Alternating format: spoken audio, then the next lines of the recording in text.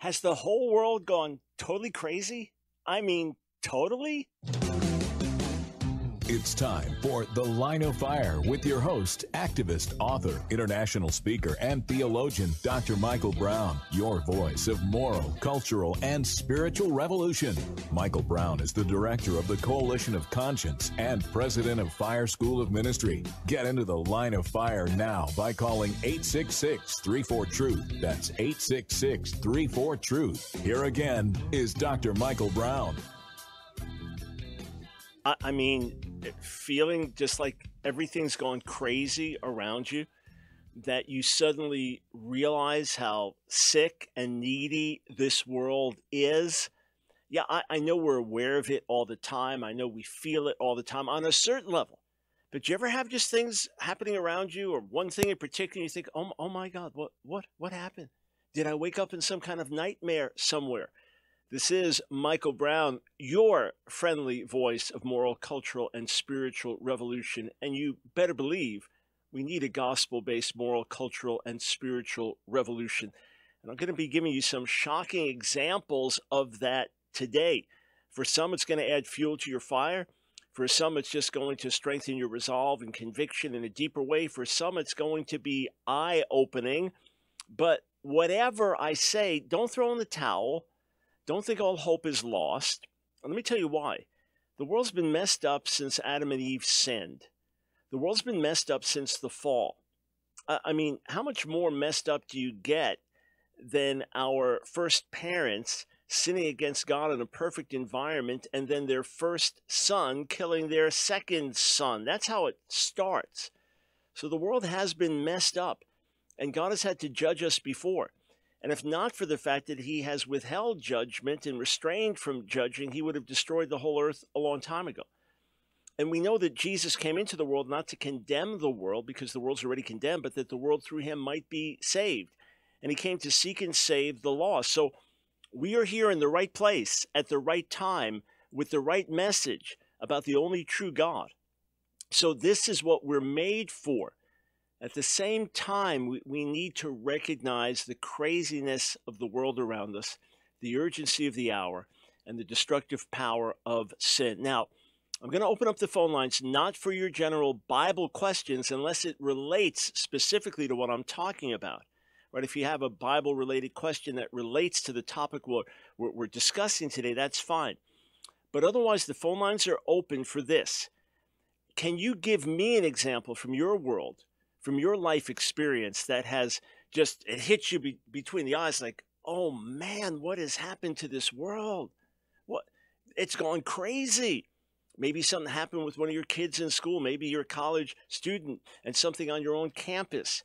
Maybe something you've read in the news recently or experienced firsthand. Give me a call with your best example of how this world has gone crazy. 866-34-TRUTH.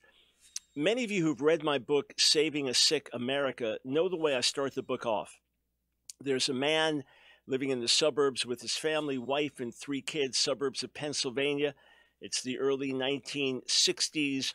He's coming home from work. It's summer. The kids have been out playing all day, riding their bikes out with friends. I think they're 9, 13, 15, ages around there, if I recall how I laid it out.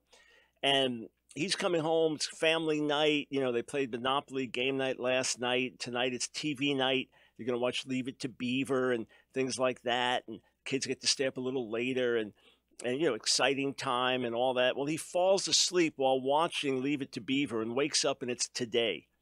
So you get literally from Leave It to Beaver to Secret Diary of a Call Girl. You go from Lassie to Game of Thrones. I go on and on with examples, and then what's happening with his own kids today and his family and the shock of it. And he wakes up thinking, oh man, it was just a nightmare. Well, every so often, because of the inundation of crazy stuff around me, around us, every so often I have that experience again, like, what world do we live in? And you see, here's the problem. And Ephesians 4 speaks of it. Romans 1 speaks of it. It is the hardening of the heart. And with the hardening of the heart comes increasing insensitivity. And because of that, we become numb, we become dull. Things that would have shocked us a few years ago don't shock us anymore. Look, any of you that went the way of addiction, bad habits and things like that ended up life controlling, you never expected to end up where you ended up. But along the way, you got numb and dull and dependent and addicted.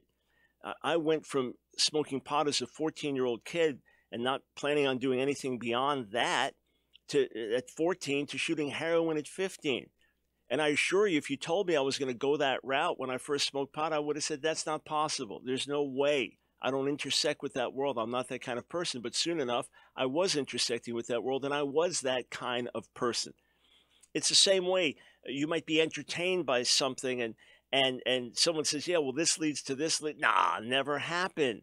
And then you end up being entertained by stuff that would have repulsed you a while ago, but you get used to it. So we're in a situation today in the world in which the society around us is getting increasingly insane, increasingly losing its bearings, increasingly caught up with deception.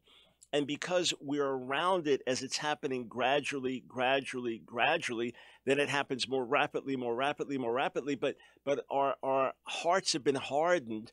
Our consciences have become insensitive. So part of what I want to do today is awaken that conscience afresh. Let me start with this example of the crazy world in which we live today. A Planned Parenthood affiliate in Kentucky tweeted this out a few days back. It was this word, this sentence over and over. Some men have a uterus. Yeah, This is a Planned Parenthood affiliate in Kentucky. Some men have a uterus. And the tweet just repeats that. Let me see. 1, 2, 3, 4, 5, 6, 7, 8, 9, 10. Is it 10 times? This is not just insanity. You say, well, what are they even saying? What they're saying is that there are biological women made by God with a uterus so that they could have babies who now identify as men. And therefore, you could say some men have a uterus. The tweet was liked, over 75,000 times. And I just assumed that it got that much attention because of people like me and other conservatives that wrote about it and pointed out the insanity of it. I tweeted out that long ago Planned Parenthood lost its heart. I meant in its inception, it's lost its heart. Now it's lost its mind. But one of my staff members started looking at the comments and said there are lots and lots and lots and lots of positive comments. Lots and lots and lots of positive comments of people saying yes and don't judge. You think, well, what? Some men have a uterus. That's like on college campuses now. That they want to have tampons in the men's room because some men menstruate. No. Listen. Men don't menstruate. Men don't have uteruses. You say, are you saying that there's no possibility of someone with a biological or chromosomal disorder that has a... Oh, I know there are people with biological and chromosomal disorders. And someone, say, who is born female, and then as she grows up, begins to develop male, or the opposite. We're not talking about biological chromosomal abnormalities. We're talking about people's perceptions, people simply believing a certain thing. Here, I'm going to prove to you that lions talk and lions speak. You say, how are you going to prove it? Because I identify as a lion. I believe I am a lion.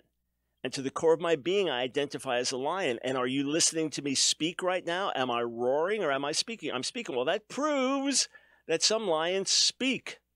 Yeah, that is as ludicrous, as ridiculous, as idiotic as saying some men have a uterus. What kind of world are we living in, friends? What kind of society are we in that actually accepts that kind of stuff and believes that kind of stuff? I asked on Twitter for folks to post some examples of some of the most extreme and crazy things that they've seen. Kristen posted this. I've got one. There is a company who makes pendant necklaces out of unused human embryos. They were confronted about the fact that they're literally making jewelry out of lives, but they remained adamant that they were not going to stop. This is the insanity of the world in which we live. Let's go to Louisville, Kentucky. Anne, welcome to the Line of Fire.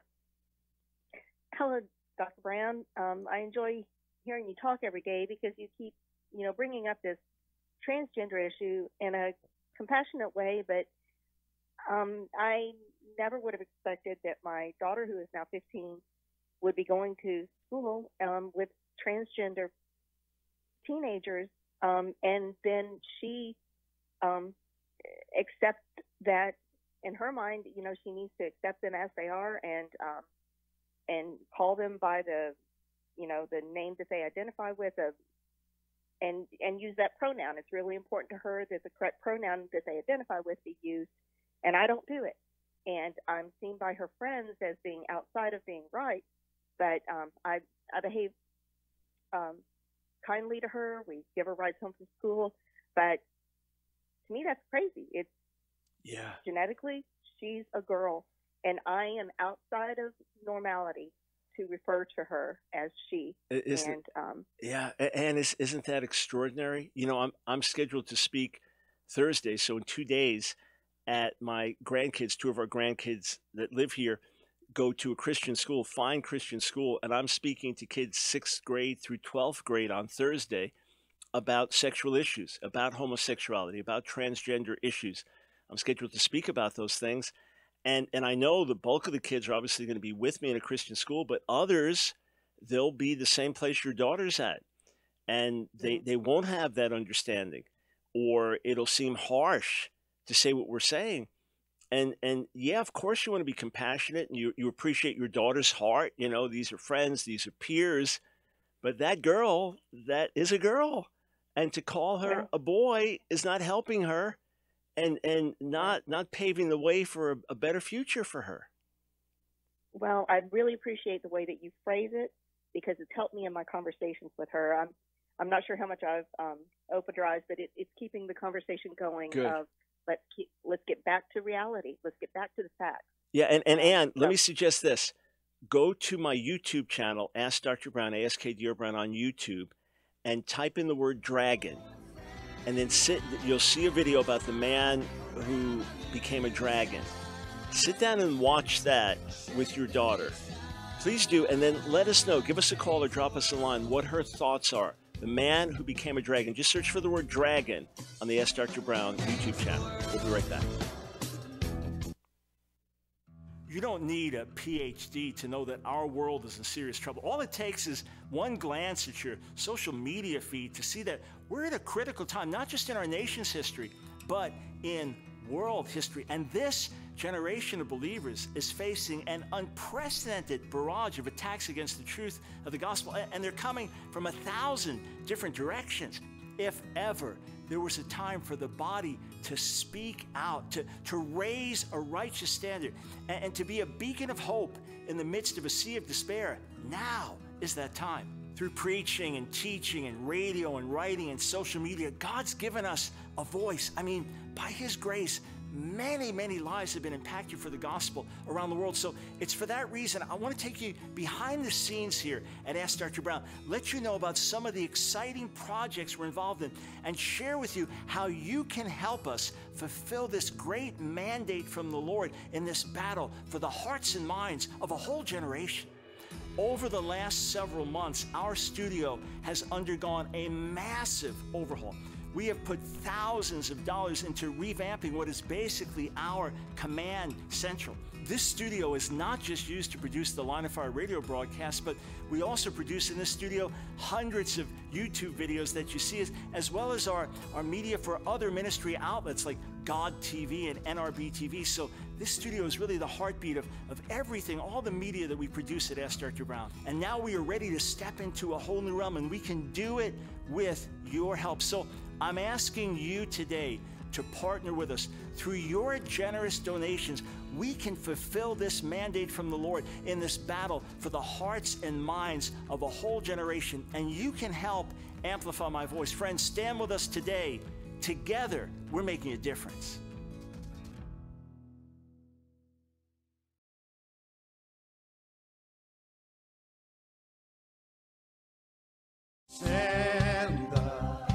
It's The Line of Fire with your host, Dr. Michael Brown. Get into the Line of Fire now by calling 866-34-TRUTH. Here again is Dr. Michael Brown.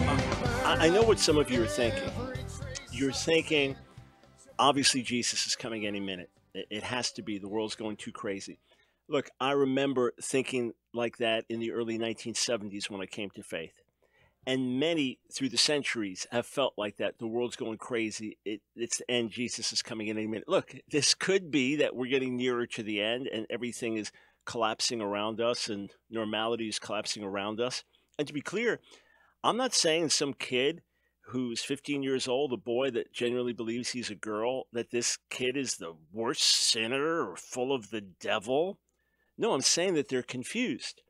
And the best thing to do is not to cater to their confusion, but through compassion to reach out to them, to befriend them, and to help them to get to the root of the confusion so that they can be at home in the bodies that God gave them. And for some, that won't happen until they really come to know the Lord themselves. What I'm saying is that when perception becomes reality, then society around us gets completely unglued. 866-348-7884. What have you seen that has just caused you to say, has the world gone totally crazy all around us? Again, it's like you wake up one day and look at the world we're in and it's gone berserk. Let me give you another example. And this is an example of the left devouring itself. The left devouring itself. That its own ideology becomes destructive. So there's a headline on Pink News, and it's announcing this. This is over in UK, university there, and it announces University of Bristol students vote to ban transphobic feminist speakers. Yeah, they're going to ban transphobic feminist speakers.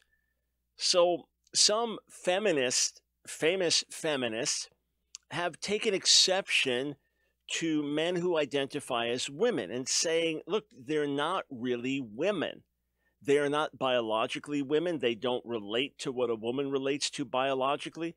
They haven't lived their lives as women and understood the issues that a woman faces. Just like when Glamour magazine named Bruce Jenner Woman of the Year a couple years back, there were women saying, oh, so a man can be a better woman than a woman? Is that how it works? Well, now some of these speakers, some of them radical leftist feminists, are being banned from campuses or having their speeches protested because they don't accept transgender identified women. A man who identifies as a woman, they don't accept that. Again, this is an example of the left devouring itself. This is part of the insanity of the culture in which we live today. Look, when you have a breakdown in the most fundamental areas of society, not just marriage, not just family, not just parenting, not just the purpose of sex and sexuality, but the fundamental questioning of male and female categories.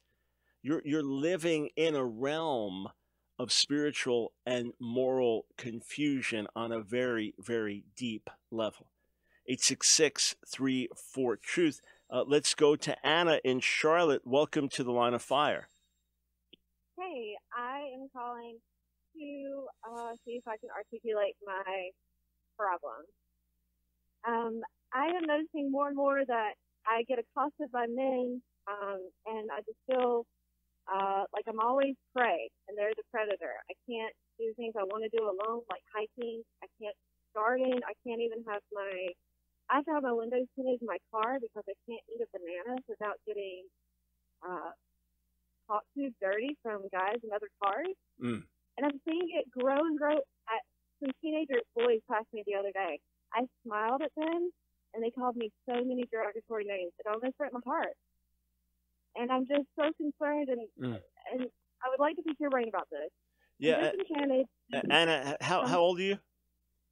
Sure, I'm 32. 30. All right, so your early 30s, and you've seen a change, major change in your own lifetime.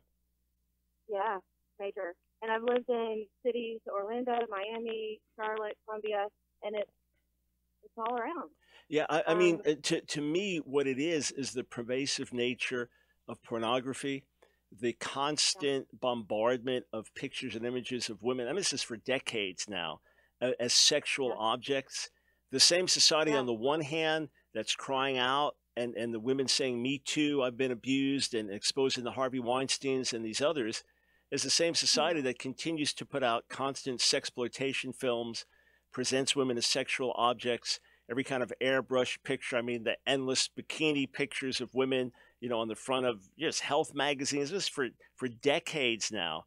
And then the massive increase in pornography and people getting yeah. exposed to it at younger and younger ages, that it's just, you're going to have an epidemic. You're always going to have, you got construction workers at a site and some pretty lady walks by and they whistle and all that. I Sure. mean, that's been around as long as probably the human race has been around, on some level. I'm seeing it getting more aggressive. Yeah, They're getting closer to me. They're not afraid to say it to my face yeah, instead of saying it like yelling it from a car as I drive off. But yeah, I need your help because I feel disenchanted with the Bible. I don't feel like women are told that they're created as equals as men. I feel like we're copies of men. We're told we are. yeah, We're deceivers. yeah. And I think, is our weight, yeah. is our value not as valuable? No, let me say this, Anna, Okay. and perhaps this will be helpful.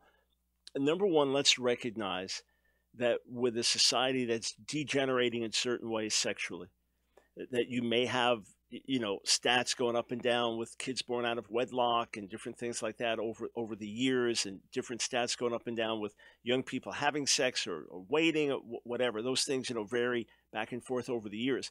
There's no question that there is an epidemic of pornography. And then with that as well, some of the violent video games also heavily sexualize women. So you're going to have guys getting more and more crass, more and more bold. Boundaries become less clear to them because of the perversion of their own lives, for sure. What I think you have to do is this. Number one, when you find your identity in Jesus and you're around believers, healthy believers, and people who love the Lord, then you realize first that in Jesus, of course, we're equal. In Jesus, men are not higher than women or women higher than men.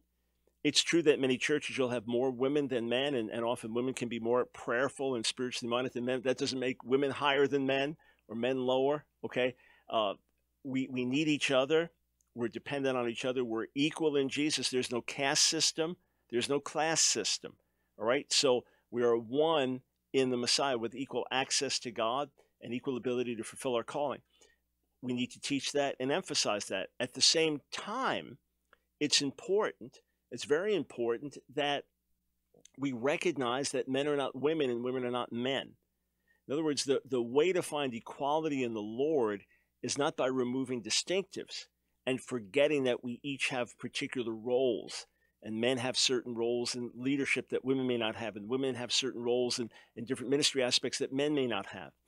What we need to do is celebrate our distinctives, celebrate maleness and femaleness, celebrate distinctives in calling, celebrate the role that we play in the home and the role that men play and the role that women play.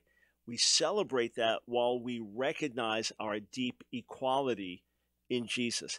That's the healthy thing, not to remove differences and distinctions in calling and gifting and making, but rather to celebrate our equality in the Lord and then to recognize those distinctives. And then, of course, one thing I mean, I just should assume that's a given, is obviously when a woman dresses in a way that is going to draw sensual attention to herself, or goes to the beach 90% naked and then is surprised when guys make comments, or walks around in the most flirty, sensual clothes possible to draw attention to herself sexually, and guys comment on that, obviously she's asking for it. But when people are just going about their business and trying to be modest and conduct themselves, and get harassed, it's ugly. It's terrible. And we need to draw attention to it.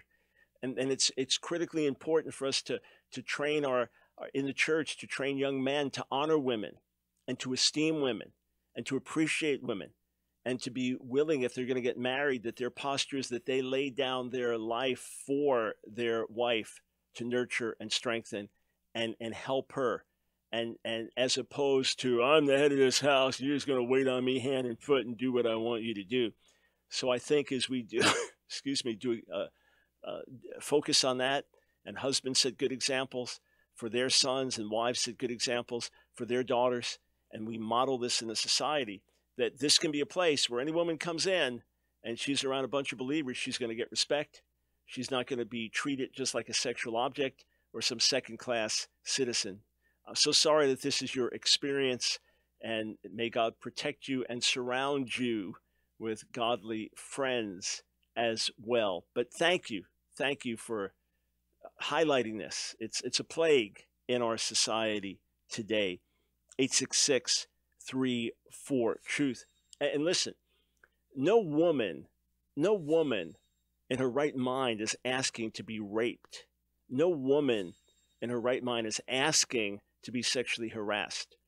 When I say asking for it, I mean if a woman is dressed sensually and presents herself like that, she's asking for guys to look at her sensually. But no matter what, does any man have the right to violate her boundaries? No. All right, we'll be right back. We're just getting started. Stay tuned. Change the world.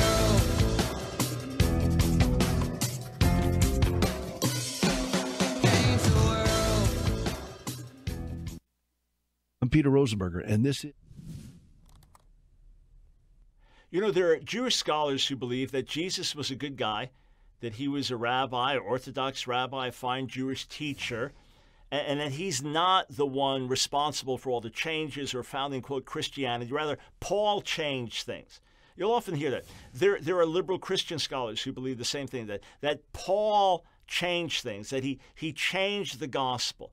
Rabbi Shmuley, in his book, Kosher Jesus, that I answered and rebutted in my book, The Real Kosher Jesus, he holds to this view as well, that Paul started this whole thing, that Paul's the one who taught about vicarious suffering and Jesus dying as a substitute for our sins, and that Paul taught the deity of Jesus and introduced these new concepts. And some even look at verses, say like Romans chapter 2, verse 16, Romans 2:16, where Paul speaks of that day, on that day when, speaking of a final day of judgment, according to my gospel, God judges the secrets of man by Messiah Jesus. So, in other words, they're saying that Paul's saying God will judge man by my gospel. And that's because he preached this new message. Well, first, that's not how I read what he's saying. Rather, I understand what he's saying is, just as I teach in my gospel, God's going to judge everyone at the end. He's not saying God's going to judge everyone based on my specific gospel message, but rather as I preach, when I preach the gospel, my gospel message that I preach, I tell you that God's going to bring judgment. But here's what we know. And I've laid this out in volume 4 of my series, Answering Jewish Objections to Jesus. And David Wenham has a couple of great books on it. All of the major themes of the gospel that Jesus taught, Paul taught. And Jesus said in Mark 10 that he would be a ransom for our souls, and that the new covenant was made in his body and blood, which was broken for us and shed for us, and that he himself clearly identified as deity in a number of different passages in the Gospels, and that he appeared to Saul of Tarsus as the risen Lord, that Saul refers to him as Lord and bows down before him. So there is nothing new that Paul is introducing. Rather, Paul had the revelation that one day Gentile and Jew would be one in the Messiah, and that time had already come. That's what he understood, and that Gentiles did not need to become Jews in order to be saved. But all the fundamentals, I've laid it out, others have laid it out, all the fundamentals of the gospel, read in 1 Corinthians 15 where he lays them out. Those are the fundamentals taught by all the other apostles. Those are the fundamentals that we find in the Gospels. And by the way, Paul couldn't just change everything without changing all of the early church, which was obviously not what happened. Rather, he was an esteemed fellow worker in the Lord.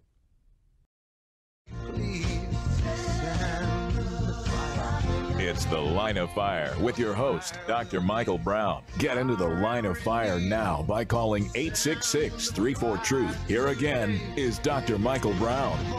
You know, the New Testament makes some very clear statements. 1 John 5:19 says that we are of God, little children, but the whole world lies under the power of the evil one. 2 Corinthians 4:4, Paul says that the God of this age, God of this world, has blinded the minds of those that don't believe.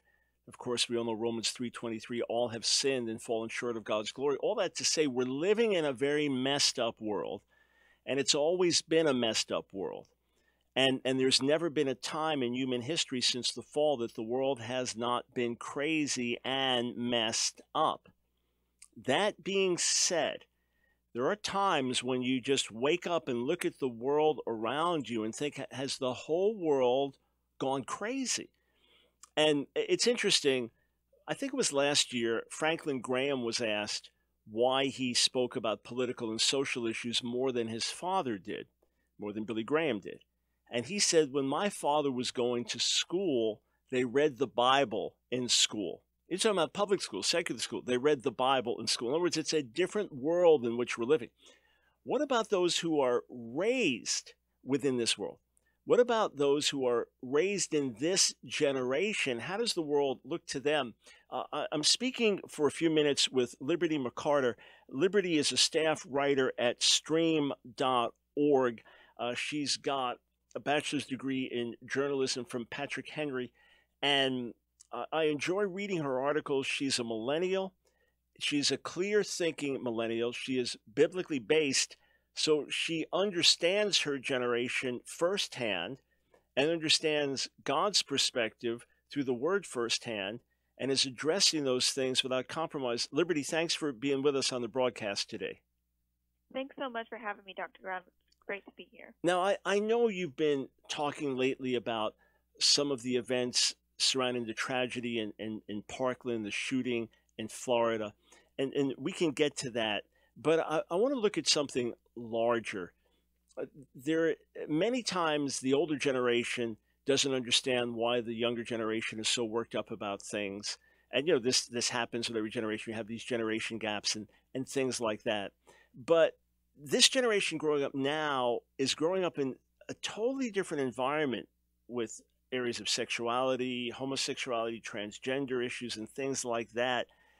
Liberty for and a decreasing number of millennials have what we would call a biblical worldview. How old are you, and what could you say in terms of the worldview of your peers? How much have things shifted in your view over a generation?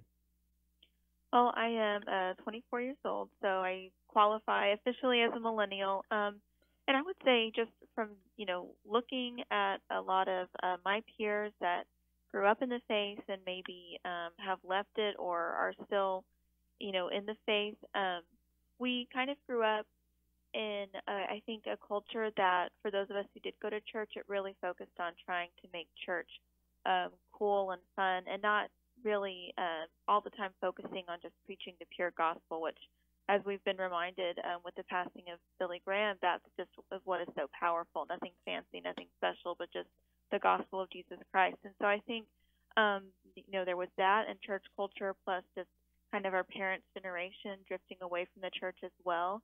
And so there's really a lack of guidance.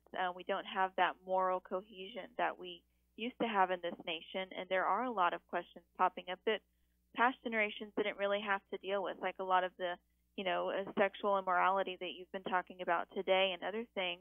And so without that strong, foundation that we didn't receive in our upbringing, or maybe that was kind of watered down in church for a lot of us, it's hard for us to navigate those issues. And I think it's really important to point out also that millennials have good hearts. I think a lot of them, they're very compassionate, very socially minded as far as social justice and everything, but without a moral compass, then it's easy to get swept up in a movement that is not biblical.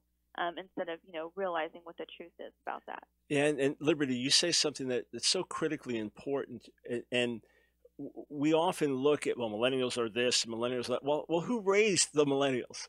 Who is speaking into their lives? There's the old saying, there's no such thing as a bad student, only a bad teacher. It's exaggerated, but when the whole class fails the class, you say the teacher did something wrong. So when you see something that is pandemic through a generation, you have to look at how that generation was raised and how they were parented and what was put into them. So it's a shared responsibility. Let me get your take on something. Maybe you could help us understand this. Guys, put up the YouTube video.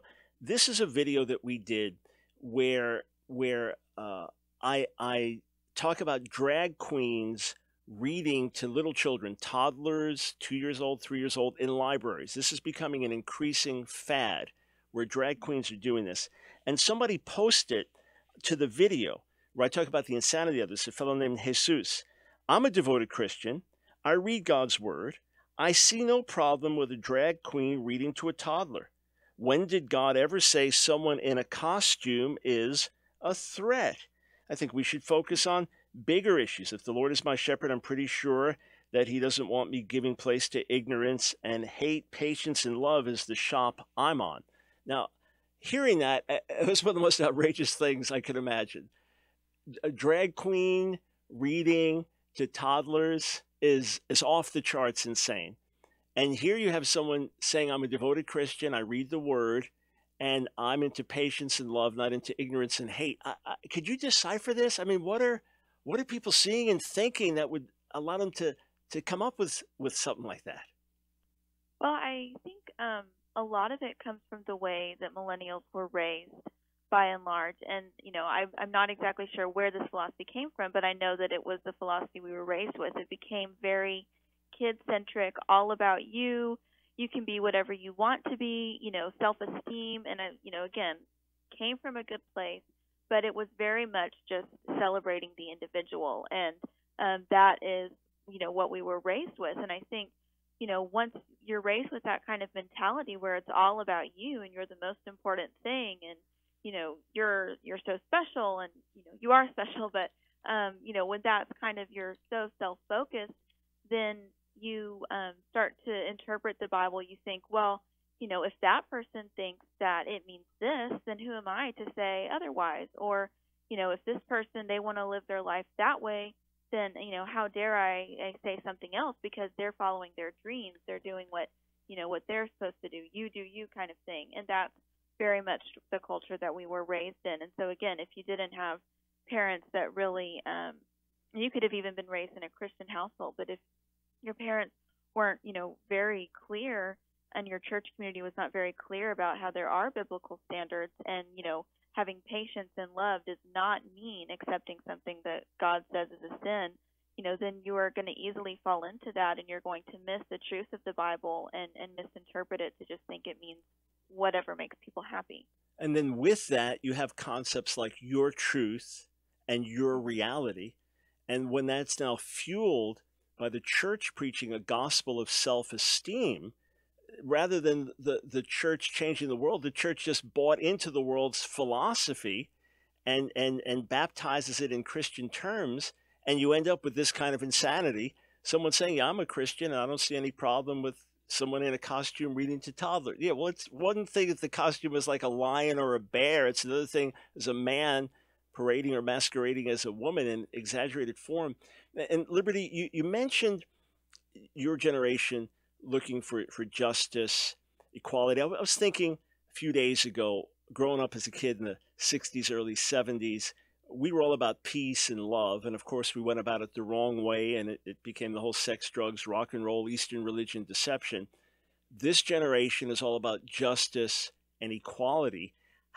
And so which we have to say, hey, that's positive, that's great, but you're going about it the wrong way. How do you reach your generation? How do you convey these things to them in a way that you can be absolutely unbendingly dogmatic scripturally, and yet speak to them in a way that hits that, touches that button, scratches that itch about the need for justice and equality? Well, I think it's really key, for Christians to not write off millennials and their desire for justice because, history kind of works in cycles. We deal with things, one decade kind of people deal with one issue. And so there are a lot of issues coming to the forefront in our culture and society that do need to be dealt with, and maybe some inequalities that, have not been addressed in the past. And so instead of just writing it off as, oh, that's just, millennials, social justice warriors, whatever, I think the church can really say, hey, maybe there are some points there. Maybe there really is a problem. And you can say, well, the millennials are going about it the wrong way. They're not, and you have to realize that God does want justice. But what a lot of culture is pursuing is not justice. It just leads to further destruction and further hurt and pain. And so the way that the church and Christian millennials can react is to come forward and say, hey, I see the problem that you're addressing. I agree that it's very important. But, God is the God of justice. He is the creator of justice. And this is how we're going to approach it. And this is how, we're going to correct things maybe that were wrong in the past or places we messed up in the past, but we're going to stick to what God says because we know that is the ultimate justice. So you can approach it with saying, you find common ground, but you don't have to give up any of what you know to be true based on the Bible. Yeah, and I appreciate you reiterating that the church shouldn't write off millennials. I was in China some years ago with a delegation that traveled with Franklin Graham to meet with Chinese leaders. And there was a younger guy there, pastor. His church was growing rapidly. He was kind of shocked that he was part of the entourage. And so I spent time with him talking about the younger generation. And he said, yeah, first affirm the things that are right in terms of the bird. Don't just write the whole thing off. See that there are things that they're sensitive to. And then from there, get them to the truth of the gospel. Hey, Liberty, we've got a minute before the break. But if you could just say a word to pastors and parents, what would you tell them about raising their kids today? I would say, just be very firm in teaching the Bible and really focus on that. Studies show that Christian households where families pray together and read the Bible together and really focus on that all the time, those are the kids that end up keeping the faith. And I would just say, don't feel like you have to dress it up or make it cool. The gospel is appealing in and of itself, and that's what millennials and, the younger kids are so hungry for. So we don't want anything cool or flashy that we think that, oh, the church is just pandering to us. Just give us the gospel, stay committed to that. And in the end, I think a lot of people will see that and be attracted to that. Awesome. Great words, Liberty. We've got to have you back to continue the discussion. You said, I got to read what this young lady has to say. Go to stream.org, stream.org. And every week, you'll be reading cutting-edge columns from Liberty. She's addressing the gun control issue, the perspective of the students. Stream.org. Look for Liberty McCarter. Thanks so much for joining us. I want to present to you a unique way that you can partner together with me to reach Jewish people with the good news of Jesus, Yeshua, the Messiah. Hey, Paul wrote that the gospel is to the Jew first, but many of us don't know how to reach the Jewish people with the gospel. Can I tell you, we have a unique open door and Jewish people are ready to hear, but we need your help. When I was in Israel recently, my last hour in Jerusalem, about a dozen different people came up to me and they wanted to thank me for the impact of our message. One Jewish woman came up to me, a believer in Jesus. She said, "You saved my son's life. He was falling away. He was getting pulled by other objections to Jesus. He read your material. He's back in the faith." A young man came up to me. He said he and his Orthodox Jewish friends, here he is, with the yarmulke, the head covering, the traditional Jewish outfit. He said he and his Jewish friends, his Orthodox friends, watch my debates with rabbis. A few years ago, I was able to lead a Holocaust survivor to faith in Jesus. He was a brilliant man, an atheist who had fled the Holocaust. He read my books on answering Jewish objections to Jesus, came to faith, led his wife to the Lord before they left this world. Friends, we have the resources. We have books, ready to be translated in Hebrew to be distributed in Israel. We have our Real Messiah website, unique for reaching Jewish people, Orthodox Jews with the gospel, ready to be translated in Hebrew, ready to do internet campaigns to get into every home in Israel. Every cell phone in Israel can have this message, but we need your help. Every gift to our ministry will literally help us reach another Jewish person with the good news of Jesus the Messiah. Go to AskDrBrown.org. AskDrBrown.org. And when you go there, we will partner together to bring salvation to Israel and the Jewish people. Together, we're making a great difference. Now is the time to reach the lost sheep of the house of Israel, to share in this end-time harvest of Jewish souls, and to find out how to receive this 2-DVD set, Predestination, Election, and the Will of God Debate. Go to AskDrBrown.org and click the TV banner. Dr. Michael Brown. Yeah, there are times you just kind of wake up and look at the world around you and think, has the whole world gone crazy? From Planned Parenthood in Kentucky tweeting out, some men have a uterus, repeating it 10 times as if repeating something nonsensical makes it so. And then you go from there to universities that have banned certain feminist speakers because they're transphobic, because the feminists are saying, well, these men that identify as women aren't really women. You know, there was contention at the Women's March. The men who identify as women get to be part of the Women's March. And you look around and say, what in the world is happening in our world? Let me give you another example. Totally different subject. But in Chicago, where there is lots and lots of gun violence and strict gun control laws there, all right? Lots and lots of gun violence. I'm reading an article the other day, for a few days back. There is now a proposed task force aiming to curb shootings at funerals. There's so much gang violence in Chicago that they're proposing a task force. And look, I'm not condemning people there. God knows how some of them were raised. Some of them were raised with 2 strikes against them to start, and all kinds of rough conditions. These people need the gospel, all right? These gang members, these kids that are growing up need the gospel. But what kind of world is it? We're in America, not some war-torn nation of rebel groups shooting each other at funerals, but in America. You need a task force in one of our major cities to look into curbing shooting at funerals. All right, something totally different.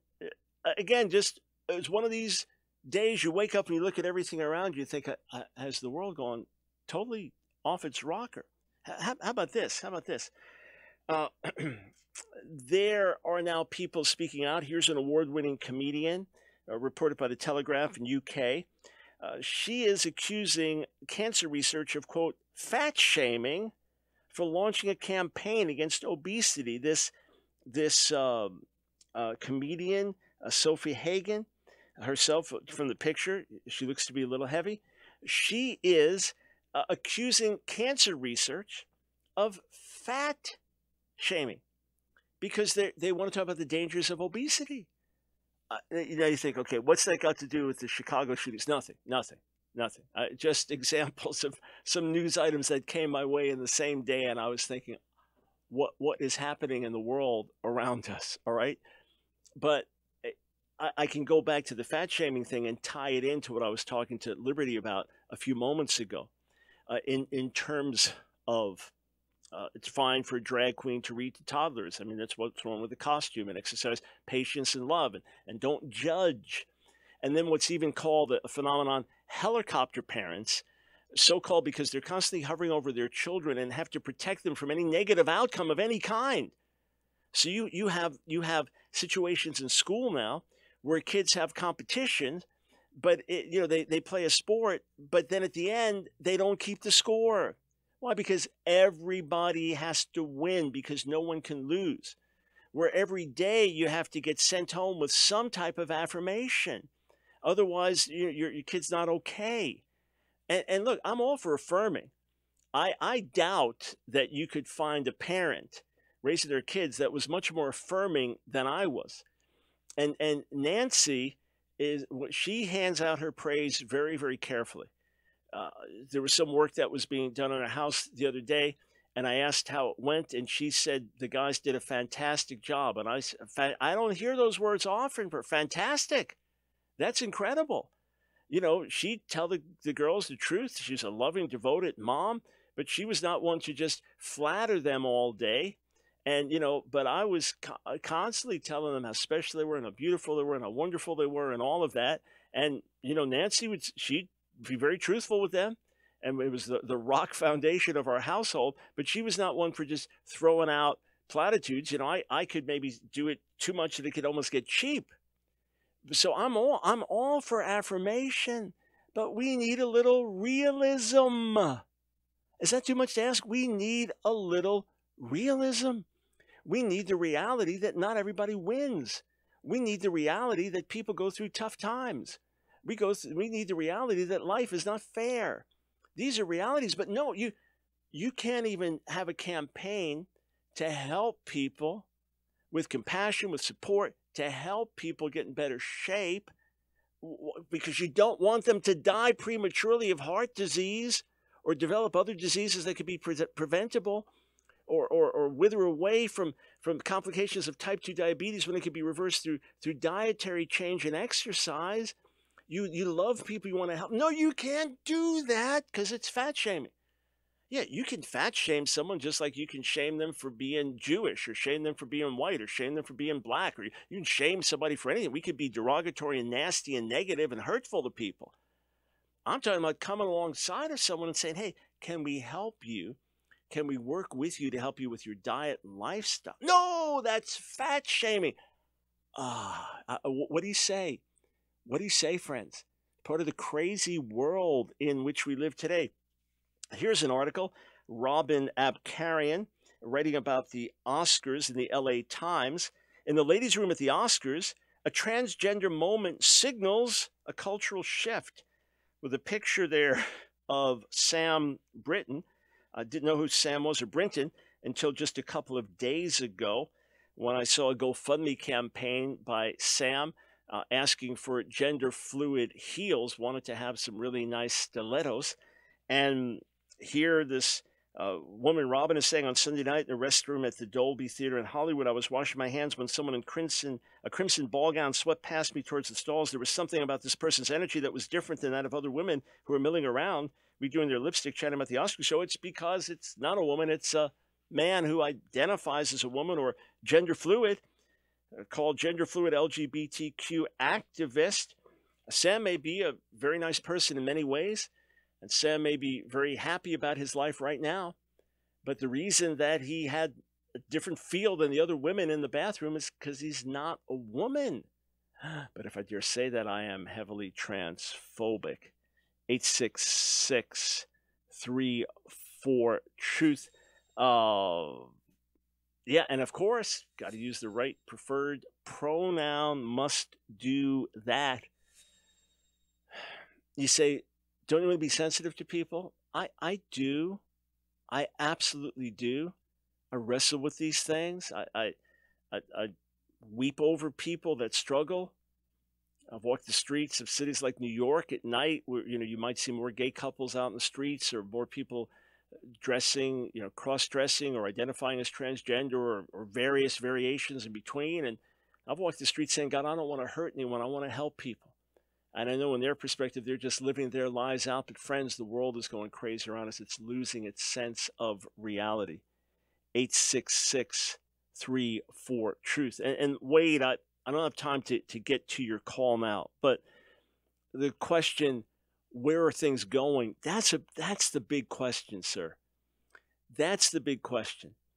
If there is not a course corrective, in other words, if we don't wake up to the reality of what's happening in the world around us, if we don't wake up to the insanity of disputing the existence of male and female categories as distinctive, and recognizing that there are two genders, not 200 or 2,000, if we don't wake up to the recognition of the role of the mother and the role of the father, if we don't wake up to the reality that truth is not whatever I perceive it to be, that there is no such thing as my truth, your truth, meaning that doesn't change the truth. If it's raining outside right now, when I came up to my office, it was 41 degrees and raining. Well, my truth might be it's 70 degrees and sunny, but that is not truth. And my reality may be that I'm 18 years old and a Viking, but that's not reality. So there is no such thing absolutely as my truth, my reality. There is reality, there is truth. It's the famous saying of a former congressman, everyone's entitled to their own opinions. You're not entitled to your own facts. Friends, the world is going crazy around us. It's been going crazy since Adam and Eve fell. And I don't know how crazier it's going to get, how much crazier it's going to get before the Lord returns, whether that's in 2 years or 20 years or 50 years, whatever God knows. This much I know, we have the answer with the gospel. Let us not swim with the current. Let us not go with the tide. Let us be people who obey the Lord, who speak God's truth to a confused world, speaking it in love, speaking it without compromise. We need a gospel-based moral and cultural revolution. Let the work start with you. Let the word start with me. And a reminder, if you find yourself confused, struggling, in upheaval, great verse from the Psalms, the Lord is near to all who call upon him in truth. Truth remains the reality. Jesus says, I am the way, the truth, and the life. He says, I came into the world to bear witness to the truth. We have the truth of the gospel. Don't hesitate. Don't hold back. Speak the truth. Whether people understand or not, speak the truth. And friends, if you appreciate us speaking the truth, go to our website today, AskDrBrown.org. Help us to get the message out to more and more people. Your help, your support, it's invaluable. We don't talk about money a lot, but friends, we need it like everyone else. Go to the website now, AskDrBrown.org, AskDrBrown.org. Click donate and help us to spread the truth around the world. Back with you tomorrow.